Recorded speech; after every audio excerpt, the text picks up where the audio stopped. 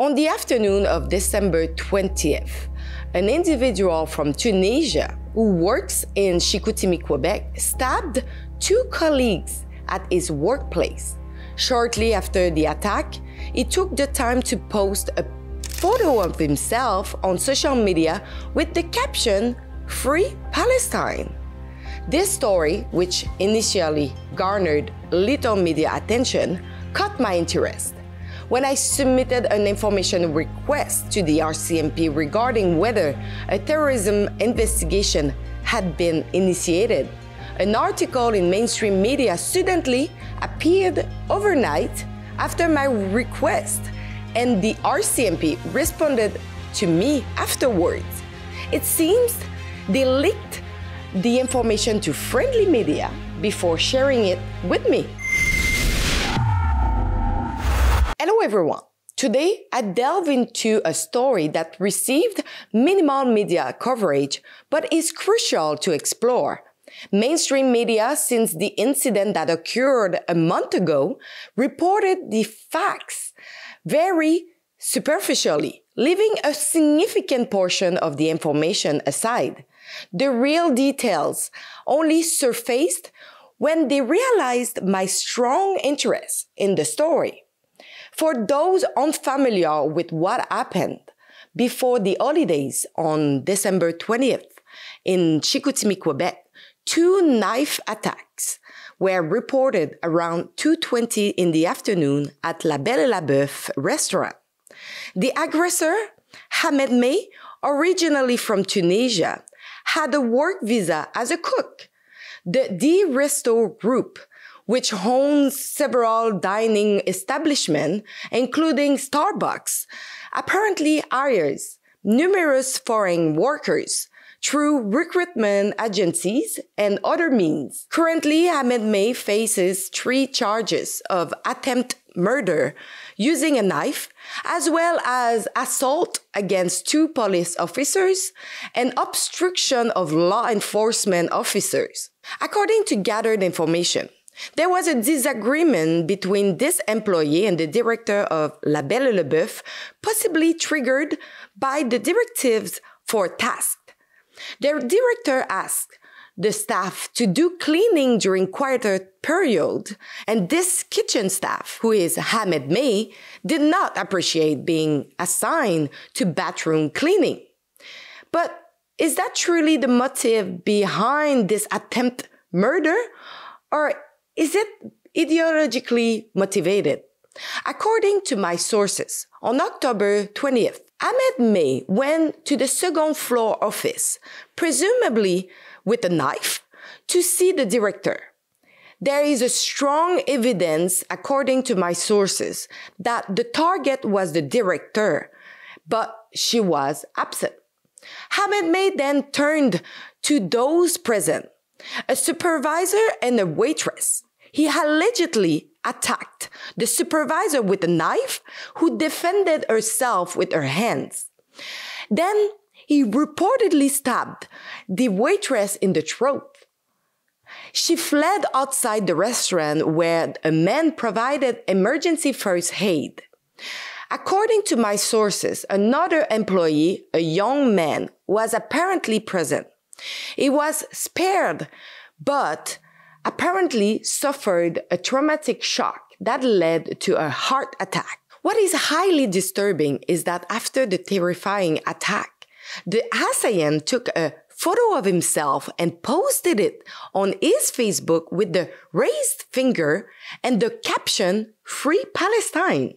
I delved into understanding the troubling post Ahmed May had on his Facebook. Despite not being an expert in radical Islamic ideology, here is what I gathered.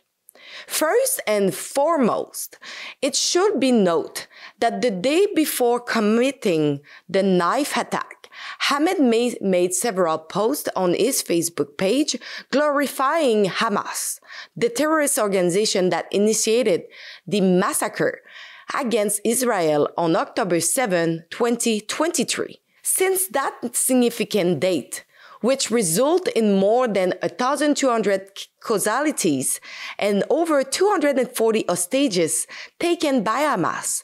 Ahmed May has become active on his Facebook to show his support for Palestine and the aforementioned terrorist organization. On his Facebook, there are several photo posts with the raised finger.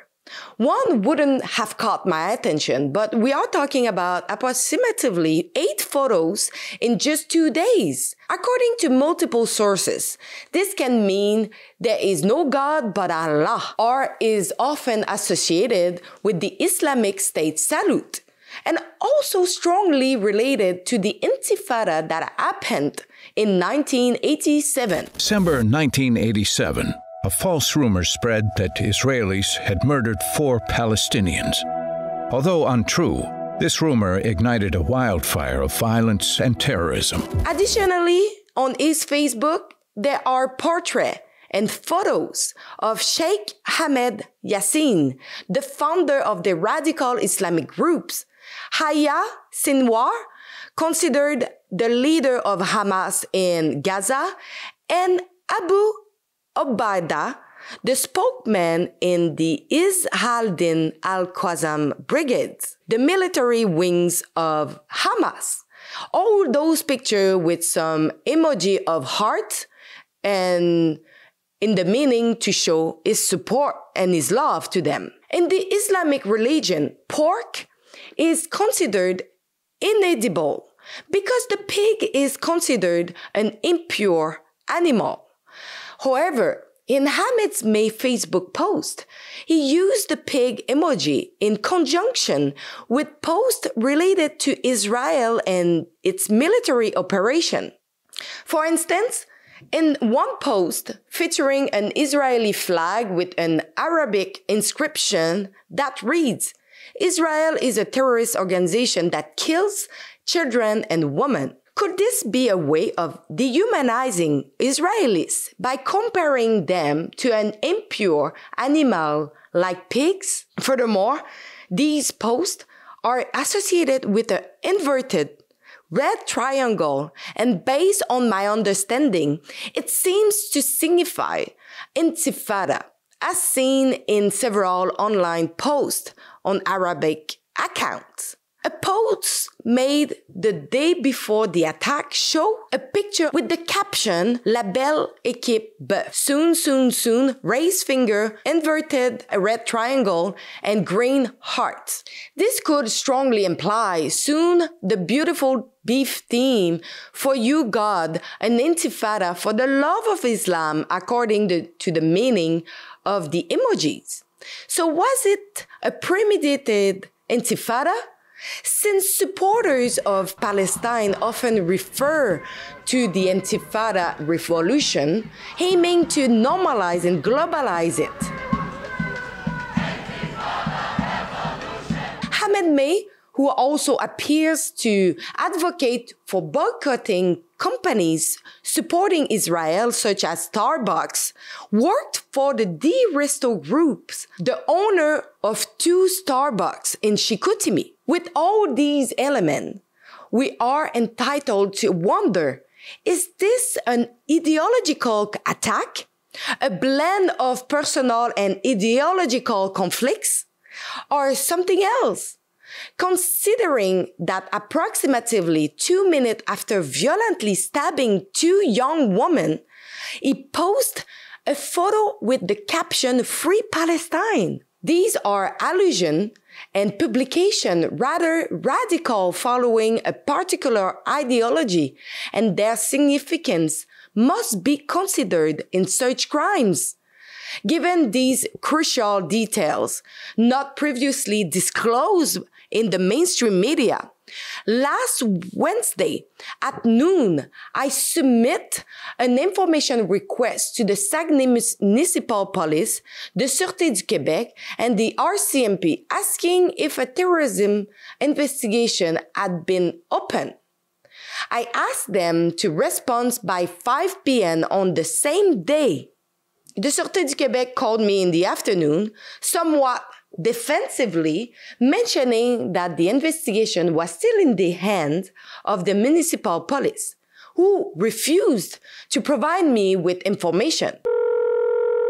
J'ai envoyé une demande médiatique pour demander justement si vous aviez ouvert une enquête pour, au niveau du terrorisme. Et la réponse, c'est non. Le dossier demeurait à sûreté municipale.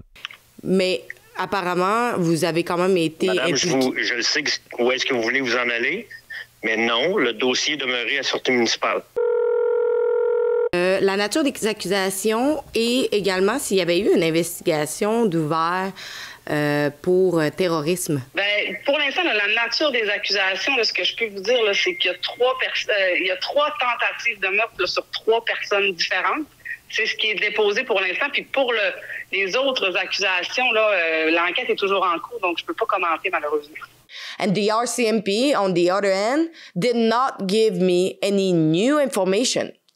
To my surprise, the following night, an article appeared in La Presse about the terrorism investigation the RCMP had opened on the incident involving Ahmed May, mentioning several elements from his Facebook post. The incident that took place on December 20th, which no media have covered in terms of Ahmed May extremist post, suddenly became public following my request to the RCMP.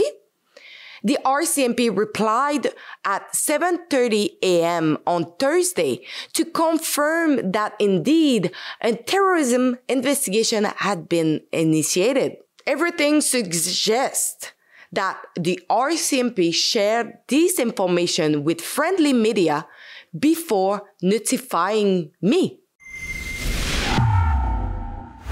Don't forget to go to sign our petition at deporthamas.com if you think also that international foreigner who comes on a contract visa, student visa, who are supporting openly a terrorist organization as Hamas should be deported from Canada.